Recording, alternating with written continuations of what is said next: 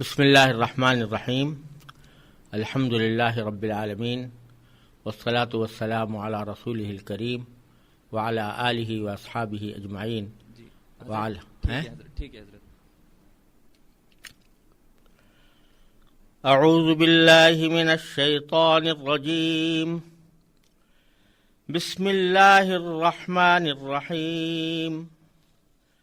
الف لام میم ذلك الكتاب لا ريب فيه هدى للمتقين الذين يؤمنون بالغيب ويقيمون الصلاة ومما رزقناهم ينفقون والذين يؤمنون بما أنزل إليك وما أنزل من قبلك وبالآخرة هم يوقنون أولئك على هدى من ربهم وأولئك هم المفلحون إن الذين كفروا سواء عليهم أأنذرتهم أم لم تنذرهم لا يؤمنون ختم الله على قلوبهم وعلى سمعهم وعلى أبصارهم غشاوة ولهم عذاب عظيم. شروع اللہ کے نام سے جو سب پر مہربان ہے، بہت مہربان ہے. الف لام میم، یہ کتاب ایسی ہے کہ اس میں کوئی شک نہیں. یہ ہدایت ہے ان ڈر رکھنے والوں کے لیے جو بے دیکھی چیزوں پر ایمان لاتے ہیں اور نماز قائم کرتے ہیں، اور جو کچھ ہم نے انہیں دیا ہے اس میں سے اللہ کی خوشنودی کے کاموں میں خرچ کرتے ہیں، اور جو اس وحی پر بھی ایمان لاتے ہیں جو آپ پر اتاری گئی اور اس پر بھی جو آپ سے پہلے اتاری گئی، اور آخرت پر وہ مکمل یقین رکھتے ہیں. یہ ہیں وہ لوگ جو اپنے پروردگار کی طرف سے صحیح راستے پر ہیں، اور یہی وہ لوگ ہیں جو فلاح پانے والے ہیں. بے شک وہ لوگ جنہوں نے کفر اپنا لیا ہے، ان کے حق میں دونوں باتیں برابر ہیں. چاہے آپ ان کو ڈرائیں یا نہ ڈرائیں، وہ ایمان نہیں لائیں گے. اللہ نے ان کے دلوں پر اور ان کے کانوں پر مہر لگا دی ہے، اور ان کی آنکھوں پر پردہ پڑا ہوا ہے، اور ان کے لیے زبردست عذاب ہے. یہ سورہ بقرہ کا پہلا رکوع ہے جس کی میں نے تلاوت کی، اور اس کے بعد اس کا لفظی ترجمہ آپ حضرات کے سامنے پیش کیا. یہ سورہ بقرہ قرآن کریم کی سب سے لمبی سورت ہے، اور جب حضرات صحابہ کرام رضی اللہ تعالی عنہم اجمعین نے قرآن کریم کی سورتوں کو ایک ترتیب کے ساتھ مرتب فرمایا، تو اس میں اس سورت کو سب سے پہلے، یعنی سورہ فاتحہ کے بعد سب سے پہلے رکھا گیا. اس کی کل آیتیں 286 ہیں، اور یہ مدینہ منورہ میں، یعنی نبی کریم سرور عالم صلی اللہ علیہ وسلم کے مکہ مکرمہ سے مدینہ طیبہ کی طرف ہجرت کرنے کے بعد نازل ہوئیں. اور اس کی 67 سے لے کر 73 تک کی آیتوں میں چونکہ گائے کا واقعہ مذکور ہے، اس لیے اس سورت کا نام سورہ بقرہ ہے، کیونکہ بقرہ عربی میں گائے کو کہتے ہیں. اس سورت کے مضامین پر اگر غور کیا جائے تو معلوم ہوتا ہے کہ اس کا بنیادی موضوع ایمان اور عمل صالح ہے، کیونکہ دین انہی دو چیزوں سے مرکب ہے. دین جس بات کی طرف دعوت دیتا ہے وہ ایک یہ کہ ایمان لایا جائے ان عقیدوں پر جو واقعے کے مطابق ہیں، اور اس کے ساتھ ساتھ اس ایمان کے مطابق اپنی زندگی کو گزارا جائے اور اس میں نیک عمل کیے جائیں. تو اس صورت میں بھی ایک پہلا حصہ ایمان سے متعلق ہے. اس میں یہ بتایا گیا ہے کہ ایمان کس چیز کا نام ہے، کن چیزوں پر ایمان لانا ضروری ہے اور کن چیزوں پر ایمان نہیں لانا چاہیے، اور ایمان کے بارے میں انسانوں کے جو 3 گروہ ہیں، یعنی ایک وہ جو اللہ تبارک و تعالیٰ کے اس دین پر ایمان لائے جنہیں مومن یا مسلمان کہا جاتا ہے، اور دوسرے وہ جنہوں نے ایمان لانے سے انکار کیا جن کو کافر کہا جاتا ہے، اور ایک تیسرا گروہ منافقین کا ہے کہ جو زبان سے تو ایمان لے آیا تھا لیکن دل سے ایمان نہیں لایا تھا۔ ان 3 قسموں کا بیان سورت کے شروع میں کیا گیا ہے، اور پھر یہ بات ظاہر کرنے کے لیے کہ جن باتوں پر ایمان لانے کی دعوت حضور نبی کریم سرور دو عالم صلی اللہ علیہ وسلم نے دی ہے، وہ کوئی آپ کی خصوصیت نہیں ہے، بلکہ جب سے انسان پیدا ہوا اس وقت سے ہی اس کی سرشت میں یہ بات رکھی گئی تھی کہ وہ ان باتوں پر ایمان لائے۔ اس بات کو واضح کرنے کے لیے قرآن کریم نے حضرت آدم علیہ السلام کی تخلیق کا واقعہ بیان فرمایا ہے تاکہ انسان کو اپنی پیدائش کا مقصد معلوم ہو۔ اس کے بعد آیات کے ایک طویل سلسلے میں بنیادی طور پر خطاب یہودیوں سے ہے جو بڑی تعداد میں مدینہ منورہ کے آس پاس آباد تھے، اور ان کے ماضی کے واقعات ان کو یاد دلائے گئے ہیں، جن کا خلاصہ یہ ہے کہ حضرت موسیٰ علیہ السلام کو تورات عطا فرمائی گئی تھی، اور بنی اسرائیل پر لازم کیا گیا تھا کہ وہ اس تورات کے احکام پر پوری طرح عمل کریں، اور اسی وجہ سے ان کو پوری انسانیت کا امام بنایا گیا تھا۔ لیکن بنی اسرائیل نے ان احکام پر عمل کرنے کے بجائے اللہ تبارک و تعالیٰ کے احکام کی نافرمانی شروع کی۔ ان پر اللہ تعالیٰ نے جو نعمتیں نازل فرمائیں اس پر انہوں نے ناشکری اور نافرمانی سے کام لیا۔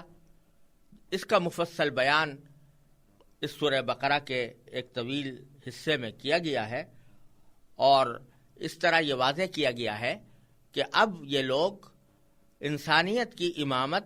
اور انسانیت کے لیے داعی بننے کے اہل نہیں رہے، کیونکہ انہوں نے حضرت موسیٰ علیہ السلام کی لائی ہوئی تعلیمات کی خلاف ورزی کی اور جا بجا سرکشی کا مظاہرہ کیا۔ لہذا اب یہ منصب امامت تبدیل کیا جائے گا۔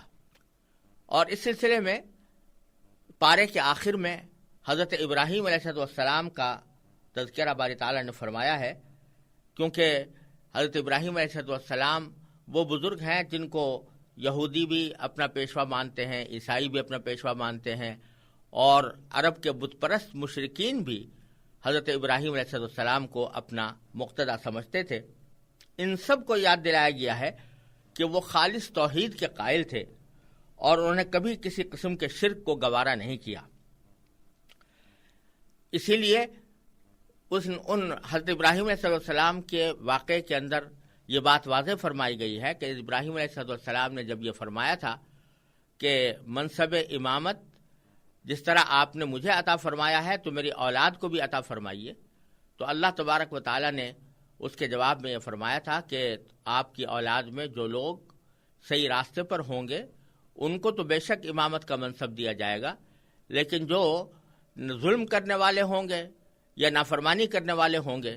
ان کو یہ منصب نہیں ملے گا۔ چنانچہ ہوا یہ کہ حضرت ابراہیم علیہ السلام کے 2 صاحبزادے تھے، ایک حضرت اسحاق علیہ السلام جن کی نسل سے بنو اسرائیل چلے ہیں، اور دوسرے حضرت اسماعیل علیہ السلام۔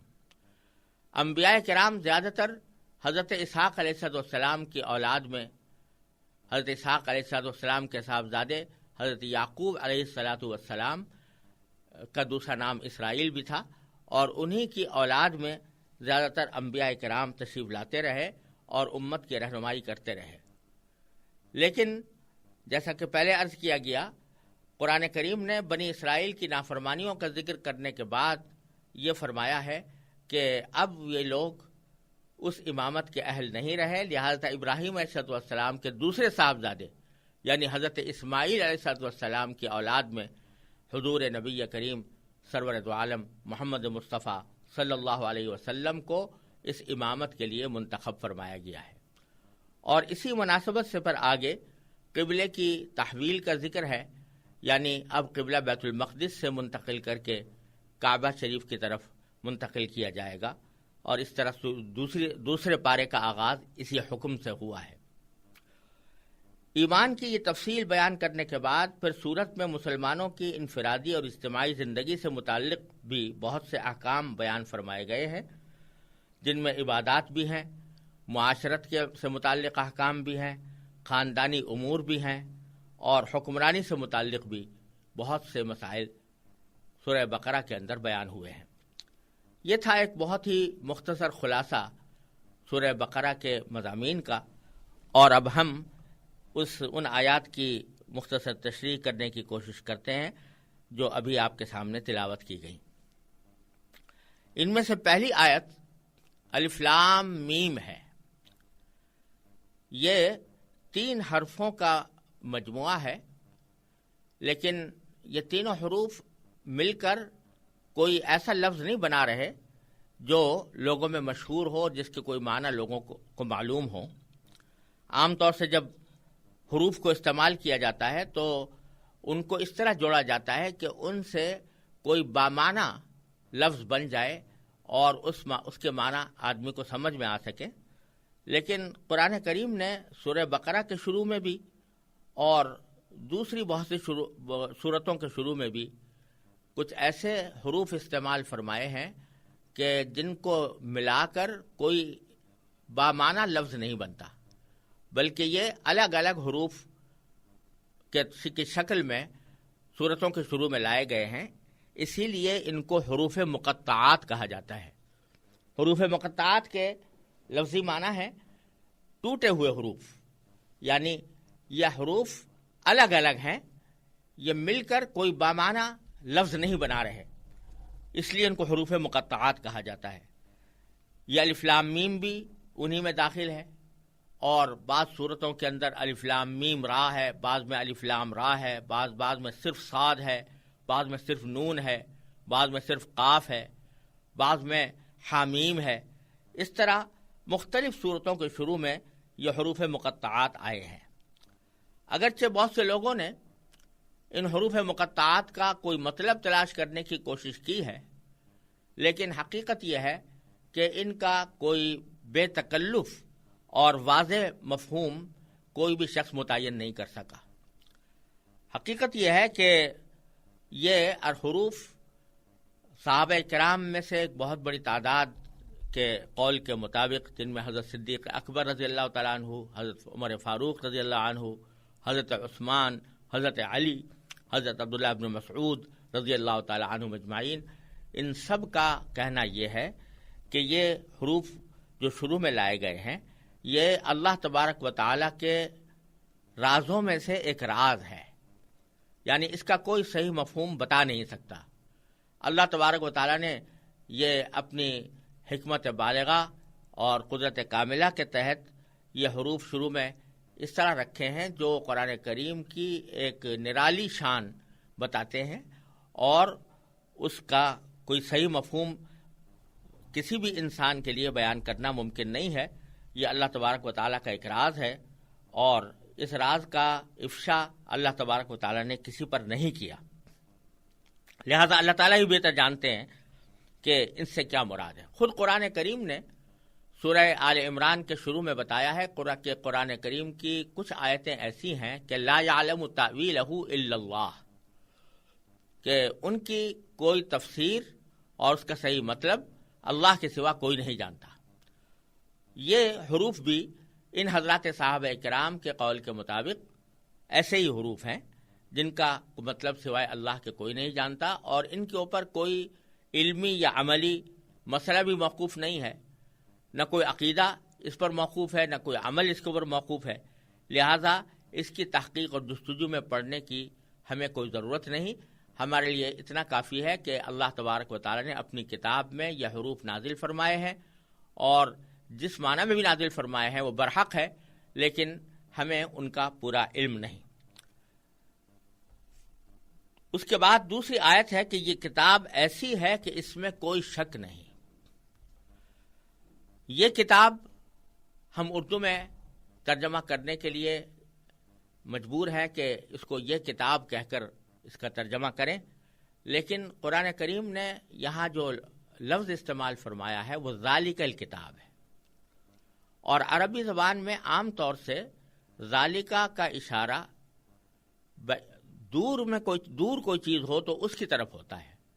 اگر قریب کسی چیز کی طرف اشارہ کیا جائے تو اس کے لیے ھذا کا لفظ استعمال ہوتا ہے۔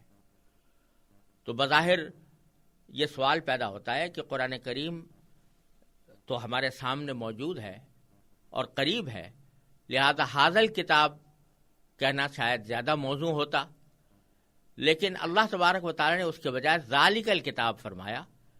جس کا اگر ٹھیٹ ترجمہ کیا جائے تو وہ کتاب ہوگا۔ تو یہاں پر کوئی ایسا اشارہ کہ جو دور کی چیز کی طرف کیا جاتا ہے وہ کیوں کیا گیا، اس کے جواب میں مفسرین نے مختلف باتیں کہی ہیں، لیکن ان میں سے سب سے اہم بات یہ ہے کہ در حقیقت عربی زبان کے لحاظ سے ذالکہ کا لفظ جس طرح دور کی چیزوں کے لیے استعمال ہوتا ہے، اسی طرح اگر قریب کی کوئی چیز بھی بہت زیادہ عظیم الشان ہو تو اس کی طرف بھی بعض اوقات ذالکہ کے لفظ سے اشارہ کر دیا جاتا ہے۔ تو چونکہ قرآن کریم بڑی عظیم الشان نعمت ہے، عظیم الشان کتاب ہے، اس لیے ھذا الکتاب کہنے کے بجائے اس کو ذالک الکتاب کہہ کر تعبیر فرمایا گیا ہے۔ اور اس کی ایک توجیہ امام رازی رحمۃ اللہ علیہ نے تفسیر کبیر میں یہ بھی فرمائی ہے کہ ذالک الکتاب سے در حقیقت اشارہ اس طرف ہے کہ پچھلے جتنے انبیاء علیہ السلام تشریف لائے وہ تقریباً سب کے سب یہ بشارت دیا کرتے تھے کہ آخر زمانے میں حضور نبی کریم سرور دو عالم صلی اللہ علیہ وسلم مبعوث ہوں گے، جو تمام انبیاء کے خاتم ہیں، اور ان کے اوپر نبوت کا سلسلہ ختم ہوگا، اور وہ ایک کتاب لے کر آئیں گے جو قیامت تک انسانیت کی رہنمائی کرے گی۔ تو چونکہ یہ پیشین گوئی حضرت موسیٰ علیہ السلام نے بھی کی، حضرت عیسیٰ علیہ السلام نے بھی کی، حضرت داؤد علیہ السلام نے بھی کی، تو تمام انبیاء کرام یہ پیشین گوئی کرتے چلے آ رہے تھے، اور مختلف امتوں کے اور مختلف زمانوں کے لوگ اس کتاب کے انتظار میں تھے جو آخر دور میں نازل ہونے والی ہے، اور پھر پوری امت کے لیے، پوری انسانیت کے لیے وہ رہنمائی کا ذریعہ بنے گی۔ تو یہ یہاں پر ذالکہ کا اشارہ، بعید کا اشارہ اس لیے کیا گیا کہ یہ وہی کتاب ہے جس کا تمہیں انتظار تھا،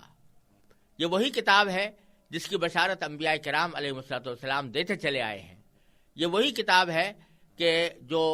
آخر میں آنے کے بعد تمام قیامت تک کے انسانوں کے لیے ہدایت کا ذریعہ بنے گی۔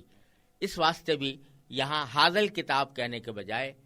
ذالک الکتاب فرمایا گیا ہے۔ تو آیت کا ترجمہ یہ ہوا کہ یہ کتاب ایسی ہے کہ اس میں کوئی شک نہیں، یعنی اول تو اس کے کتاب الہی ہونے میں کوئی شک نہیں، اس بات میں کوئی شک و شبے کی گنجائش نہیں کہ یہ اللہ تبارک و تعالیٰ کی طرف سے نازل کی ہوئی ہے، اور دوسرے اس کتاب میں جتنی باتیں کہی گئی ہیں وہ سب کسی شک و شبے کے بغیر درست ہیں۔ انسان کی لکھی ہوئی کسی کتاب کو 100% شک سے بالاتر نہیں سمجھا جا سکتا، کیونکہ انسان کتنا ہی بڑا عالم ہو اس کا علم محدود ہوتا ہے، اور اکثر اس کی کتاب اس کے ذاتی خیالات پر مبنی ہوتی ہے، لیکن چونکہ یہ کتاب اللہ تبارک و تعالیٰ کی ہے جس کا علم لامحدود بھی ہے اور 100% یقینی بھی ہے، اس لیے اس میں کسی شک کی گنجائش نہیں۔ اگر کسی کو کوئی شک ہو تو یہ اس کی ناسمجھی کی وجہ سے ہوگا، غلط فہمی کی وجہ سے ہوگا، لیکن کتاب کی کوئی بات اپنی ذات میں شبے والی نہیں ہے، شک والی نہیں ہے۔ پھر اس کتاب کا ایک بنیادی وصف یہ بیان فرمایا گیا کہ یہ ہدایت ہے ان ڈر رکھنے والوں کے لیے، ھدی للمتقین، یہ ہدایت ہے ڈر رکھنے والوں کے لیے۔ یعنی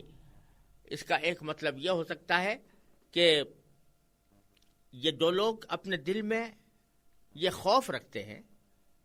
اور اس بات کا دھیان رکھتے ہیں کہ ان کا کوئی کام، ان کا کوئی عقیدہ، ان کی کوئی فکر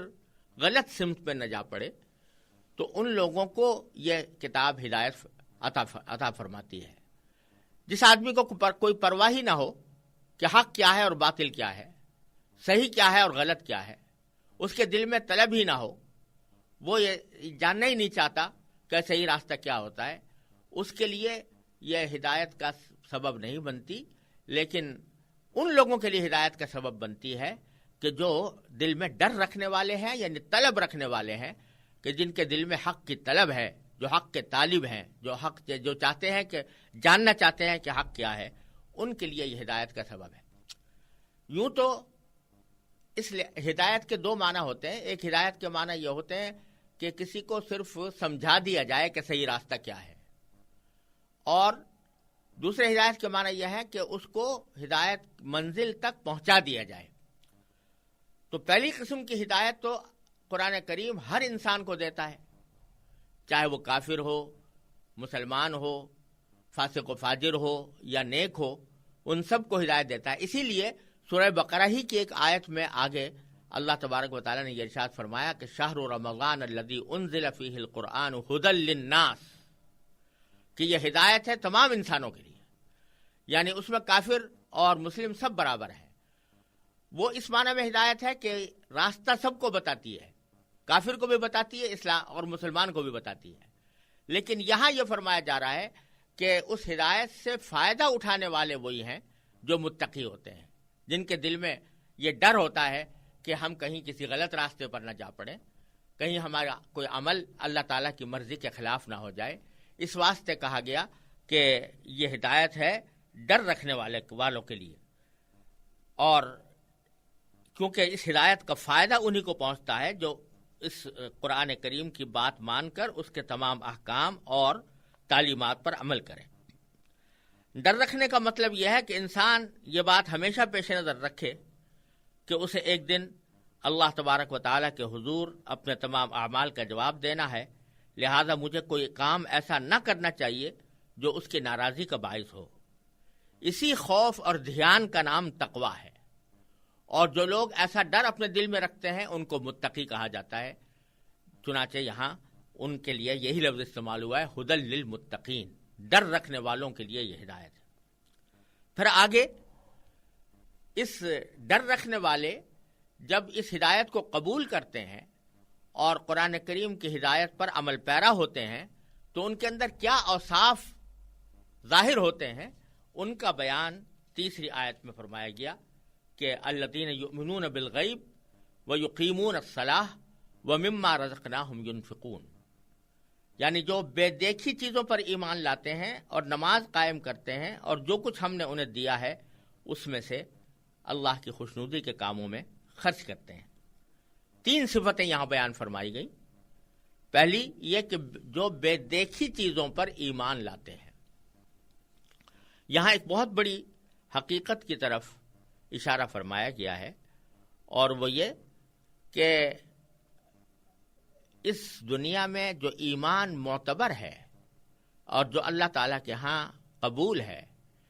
یہ ایمان ہے ان چیزوں پر جو آنکھوں سے نظر نہیں آ رہی، لیکن انسان اپنی عقل سے ذرا بھی سوچے گا تو وہ اس کو ایک حقیقت نظر آئیں گی۔ ایسی چیزوں پر ایمان لانا، اس کو ایمان بالغیب کہا جاتا ہے، یعنی بے دیکھی چیزوں پر ایمان لانا۔ جیسے اللہ تبارک و تعالیٰ کا وجود ہے اور اللہ تعالیٰ کا ایک ہونا ہے، تو اللہ تبارک و تعالیٰ ہمیں آنکھوں سے نظر نہیں آ رہے ہیں اور نہ اس دنیا میں آنکھوں سے نظر آ سکتے ہیں، لیکن اس کے باوجود اس کائنات میں پھیلی ہوئی بے شمار اشیاء اللہ تبارک و تعالیٰ کے وجود پر اور اس کی توحید پر دلالت کرتی ہیں۔ انسان اگر اپنی عقل سے کام لے اور صحیح طریقے سے سوچنے سمجھنے کی کوشش کرے تو اس کو اللہ تبارک و تعالیٰ کے وجود اور اس کی توحید پر ایمان لانا پڑتا ہے اور اس کو قبول کرنا پڑتا ہے۔ کسی کے دل میں یہ خیال پیدا ہو سکتا ہے، اور آج کل بہت سے لوگوں کے دل میں یہ شبہ ہوتا ہے کہ جو چیز ہم آنکھوں سے دیکھ نہیں پا رہے تو اس پر کیسے ایمان لائیں، کیونکہ جب تک آنکھوں سے کوئی چیز دیکھنے نہ لی جائے اس وقت تک اس کا یقین نہیں ہوتا۔ تو یہ خیال بالکل غلط ہے، اس لیے کہ اس دنیا کے اندر بھی جن چیزوں کا ہمیں یقین ہوتا ہے وہ ساری ایسی نہیں ہوتی کہ ہم انہیں آنکھوں سے دیکھ سکیں. بے شمار چیزیں ایسی ہیں کہ ہم ان کو آنکھوں سے نہیں دیکھ رہے ہوتے، لیکن ان کی علامتوں سے، ان کے قرائن سے اور ان کے پھیلے ہوئے دلائل کی وجہ سے ہم ان پر یقین کرتے ہیں. ایک سادہ سی مثال یہ ہے کہ اگر آپ فضا میں کوئی مسافر جہاز اڑتا ہوا دیکھیں تو آپ کو اڑتا ہوا جہاز تو نظر آ رہا ہے اور اس کا چلانے والا آپ کو نظر نہیں آ رہا، لیکن اس کو نہ دیکھنے کے باوجود آپ مکمل یقین کے ساتھ کہہ سکتے ہیں کہ اس جہاز کے اندر کوئی چلانے والا بیٹھا ہوا ہے، اس کا کوئی پائلٹ ہے جو اس کو اڑا رہا ہے. حالانکہ اس پائلٹ کو آپ نہیں دیکھ رہے، لیکن چونکہ یہ بات معلوم ہے کہ جہاز، خاص طور سے مسافر جہاز، وہ بغیر کسی پائلٹ کے نہیں اڑ سکتا، تو اس واسطے آپ یقین کے ساتھ کہہ دیتے ہیں کہ اس کا کوئی نہ کوئی پائلٹ موجود ہے. اب یہاں وہ پائلٹ نظر نہ آنے کے باوجود آپ اس کو ایک یقین کے ساتھ موجود تصور کرتے ہیں. اگر آپ کسی جگہ پر ہیں اور وہاں بارش برس رہی ہے تو چاہے وہ آپ کو بادل نظر نہ آ رہے ہوں، لیکن بارش کے قطروں سے آپ یہ یقین کر سکتے ہیں کہ اوپر بادل ہے جو یہ بارش برسا رہا ہے. تو غرض اس دنیا کے اندر بے شمار چیزیں ایسی ہیں جو صرف آنکھوں سے دیکھ کر نہیں مانی جاتی، بلکہ اپنی عقل سے سوچ کر مانی جاتی ہیں. تو اسی طرح اللہ تبارک و تعالیٰ کا وجود، اللہ تبارک و تعالیٰ کی توحید اور وحدانیت، یہ ایسی چیز ہے کہ جو اگرچہ آنکھوں سے نظر نہیں آ رہی، لیکن کائنات میں پھیلے ہوئے بے شمار دلائل انسان کو اس نتیجے تک پہنچاتے ہیں کہ اس کائنات کا کوئی خالق ہے، کوئی پیدا کرنے والا ہے، اور وہ ایک ہے. یہ آپ دیکھتے ہیں کہ یہ پورا عالم، پوری دنیا ایک منظم اور مستحکم نظام کے تحت چل رہی ہے. سورج ایک خاص وقت پر نکلتا ہے، ایک خاص وقت پر غروب ہو جاتا ہے. چاند ستارے ایک خاص وقت پر نکلتے ہیں اور غروب ہو جاتے ہیں، ان میں ایک لمحے کا بھی کہیں فرق نہیں آتا. یہ سمندر، یہ پہاڑ، یہ دریا، یہ جنگل اور یہ نباتات، یہ حیوانات، ان میں سے ہر چیز اس بات کی گواہی دے رہی ہے کہ اس کائنات کا کوئی خالق ہے. تو اگرچہ اس خالق کو ہم آنکھوں سے نہیں دیکھ رہے، لیکن اس پر ایمان لاتے ہیں اس عقل کی وجہ سے جو ہمیں اس تک رہنمائی کرتی ہے. تو قرآن کریم کا فرمانا یہ ہے کہ انسان کو در حقیقت اس کائنات، اس دنیا میں بھیجا ہی اس لیے گیا ہے کہ وہ اپنی عقل اور سمجھ سے کام لے کر ان حقیقتوں پر ایمان لائے کہ جو اگرچہ اس کو آنکھوں سے نظر نہیں آ رہی، لیکن دلائل ان کے اوپر موجود ہیں. تو اسی کا نام ایمان بالغیب ہے. چنانچہ متقیوں کی پہلی صفت یہ بیان فرمائی گئی کہ وہ ایمان لاتے ہیں بے دیکھی چیزوں پر، جن میں اللہ تبارک و تعالیٰ بھی شامل ہیں، جس میں اللہ تعالیٰ کے فرشتے بھی شامل ہیں، اللہ تعالیٰ کی نازل کی ہوئی وحی بھی شامل ہے کہ اس وحی کو نازل ہوتے ہوئے ہم نے نہیں دیکھا، لیکن ہم اس کی حقانیت پر ایمان لاتے ہیں. اور اسی طرح مرنے کے بعد جو دوسری زندگی آنے والی ہے، آخرت کی زندگی، وہ بھی اس میں شامل ہے.